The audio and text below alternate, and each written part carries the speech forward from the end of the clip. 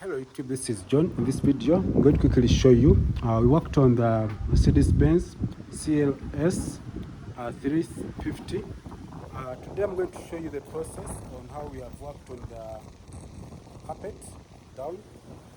And when you come closer here, this is what we have. Let me go from behind passenger seat. So this is what we have. This is the carpet. This is the carpet, and we do all the car interior, and everything is customized and sold to the perfect position. So I'm going to go ahead and take some pictures inside the car. So let me go ahead and put my stand here.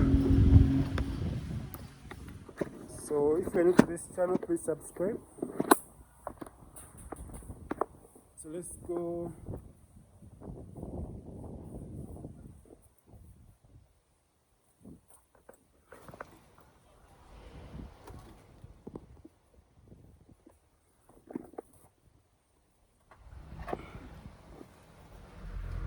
This is how our carpets look like.